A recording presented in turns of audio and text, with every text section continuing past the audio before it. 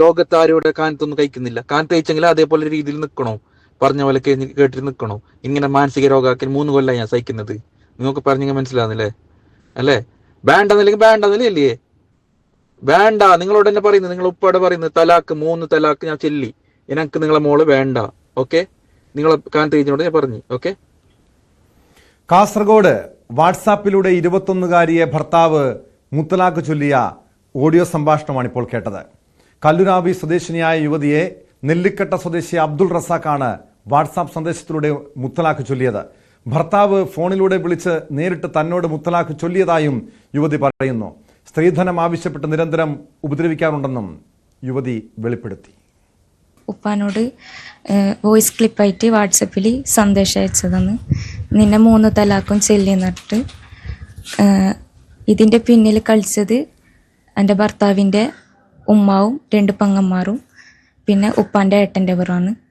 ഭർത്താവിൻ്റെ വീട്ടുകാർ സ്ത്രീധനം തന്നിട്ടാന്നിട്ട് കുറേ പറയാൻ തുടങ്ങിയിനി. സംഭവത്തിൽ കാഞ്ഞങ്ങാട് പോലീസിൽ കുടുംബം പരാതി നൽകി. മുത്തലാഖ് നിരോധന നിയമം നിലവിൽ വന്നതിന് ശേഷം ജില്ലയിൽ രജിസ്റ്റർ ചെയ്യുന്ന ആദ്യ കേസാണിത്. KV ബൈജു ചേരുന്നുണ്ട് കാസർഗോഡ് നിന്ന്. ബൈജു, ഇവിടെ ഈ യുവതിയുടെ പരാതി പ്രകാരം, വെളിപ്പെടുത്തൽ പ്രകാരം സ്ത്രീധനം ആവശ്യപ്പെട്ടുള്ള പീഡനം ഒരു വശത്തുണ്ടായിരുന്നു. അങ്ങനെ പലപ്പോഴും ഇവർ ഉപദ്രവിക്കപ്പെട്ടിരുന്നു എന്നാണോ മനസ്സിലാക്കേണ്ടത്? ഈ സംഭവത്തിൽ പോലീസ് എന്ത് നടപടിയാണ് സ്വീകരിച്ചിരിക്കുന്നത് ബൈജു?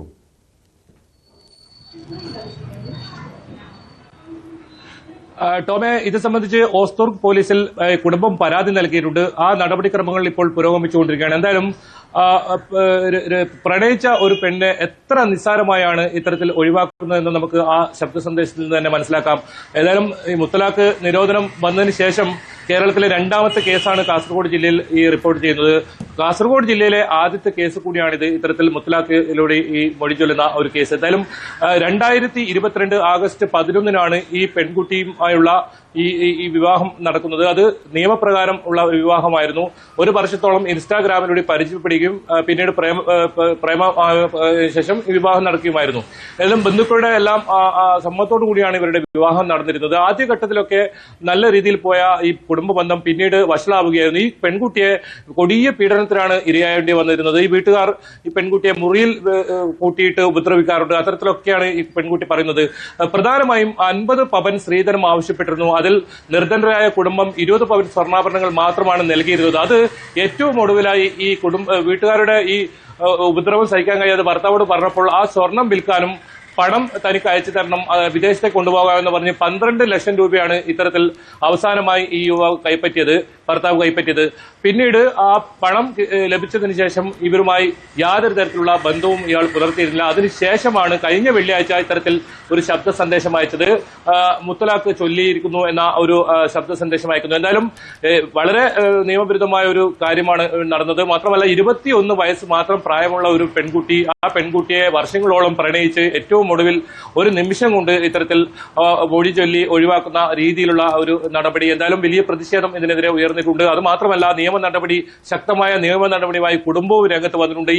ഈ പെൺകുട്ടിയെ വീട്ടിൽ നിന്നും വലിയ തോതിൽ ഉപദ്രവിക്കുന്ന സമയത്ത് ഒരു ദിവസം അബോധാവസ്ഥയിലായിരുന്ന ഒരു സാഹചര്യം ഉണ്ടായിരുന്നു. അപ്പോൾ പോലും ആശുപത്രിയിൽ കൊണ്ടുപോകാൻ പോലും ഈ കുടുംബം തയ്യാറായില്ല. ഒടുവിൽ തന്റെ സ്വന്തം പിതാവിനോട് കാര്യം പറയുകയും പിതാവ് വന്ന് ആശുപത്രിയിലേക്ക് കൊണ്ടുപോവുകയായിരുന്നു. അതിൽ കഴിഞ്ഞ ഒരാഴ്ചയായി പെൺകുട്ടി ആശുപത്രിയിൽ തന്നെയായിരുന്നു. നമ്മൾ ഈ വാർത്ത ഷൂട്ട് ചെയ്യാൻ പോകുമ്പോഴും പെൺകുട്ടി ആശുപത്രിയിൽ ഉണ്ടായിരുന്നു. ആശുപത്രിയിൽ നിന്ന് എത്തിയതേ ഉണ്ടായിരുന്നുള്ളൂ. വലിയ അവശതയിലായിരുന്നു ഈ പെൺകുട്ടി.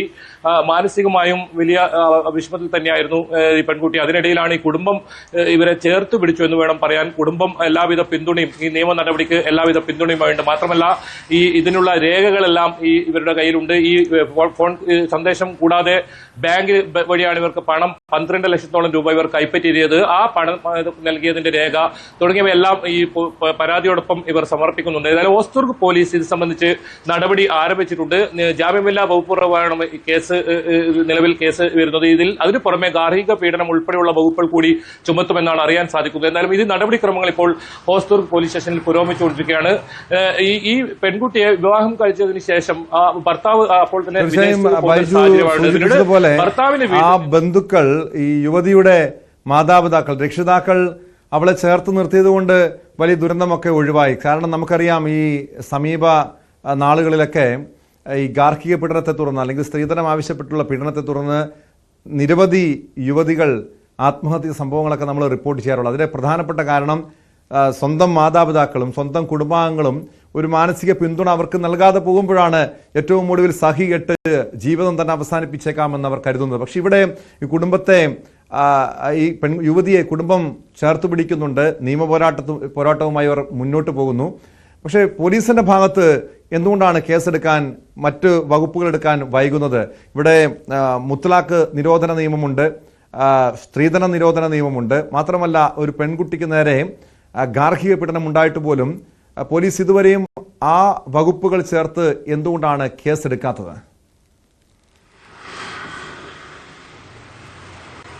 ടോമേ, നിലവിൽ പോലീസിന്റെ ഭാഗത്ത് അത്തരത്തിൽ വീഴ്ചയുണ്ടെന്ന് നമുക്ക് പറയാൻ സാധിക്കില്ല. കാരണം കഴിഞ്ഞ വെള്ളിയാഴ്ചയാണ് ഈ ശബ്ദ സന്ദേശം വരുന്നത്. അതിനുശേഷം ഈ പെൺകുട്ടി വലിയ തോതിൽ മാനസിക പ്രയാസം അനുഭവപ്പെടുകയായിരുന്നു. മാത്രമല്ല, ആശുപത്രിയിൽ ചികിത്സയിലായിരുന്നു കഴിഞ്ഞ ദിവസങ്ങളിലെല്ലാം. ഞാൻ നേരത്തെ സൂചിപ്പിച്ചതുപോലെ തന്നെ ഈ ദൃശ്യം ചിത്രീകരിക്കാൻ പോകുമ്പോൾ, ഇവരുടെ വീട്ടിൽ ഇവരുടെ പ്രതികരണം എടുക്കാൻ പോകുമ്പോൾ പോലും അവർ ആശുപത്രിയിൽ നിന്നും ഡിസ്ചാർജായി എത്തിയതേ ഉണ്ടായിരുന്നുള്ളൂ. ഇന്നലെ ഉച്ചയോട് കൂടിയാണ് ഇവർ ആശുപത്രിയിൽ നിന്നും എത്തുന്ന സാഹചര്യം ഉണ്ടായത്.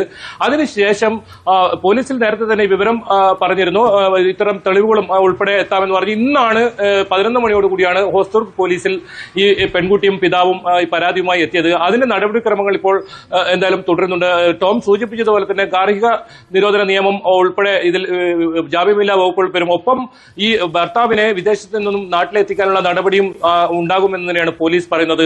ഈ ഭർത്താവിനെ കൂടാതെ ഭർത്താവിന്റെ മാതാവും അതോടൊപ്പം സഹോദരിയും ഈ പെൺകുട്ടിയെ ഇത്തരത്തിൽ സ്ത്രീധനം ആവശ്യപ്പെട്ട് വലിയ തോതിൽ മാനസികമായും അതുപോലെ തന്നെ ശാരീരികമായും ഉപദ്രവിച്ചു എന്നാണ് ഈ പെൺകുട്ടി പറയുന്നത്. അതുകൊണ്ട് തന്നെ ഇവർക്കെതിരെ എല്ലാം ഈ കേസെടുക്കുമെന്നാണ് നമുക്ക് അറിയാൻ സാധിക്കുന്നത്. എന്തായാലും ഈ ഭർത്താവിനെ വിദേശത്ത് നിന്നും നാട്ടിലെത്തിക്കാനുള്ള നടപടി ഉണ്ടാകും എന്ന് തന്നെയാണ് പോലീസ് പറയുന്നത്. നിലവിൽ പോലീസിന്റെ ഭാഗത്തു നിന്നുള്ള നടപടി ആരംഭിച്ചിട്ടുണ്ട്. ഇന്നാണ് ഇത് സംബന്ധിച്ച് കാഞ്ഞങ്ങാട് പോലീസ് സ്റ്റേഷനിൽ ഈ കുടുംബം പരാതിയുമായി രംഗത്തെത്തുന്നത്. ഏതായാലും പൊതുസമൂഹത്തിന്റെ വലിയ പിന്തുണ ഇവർക്കുണ്ട്.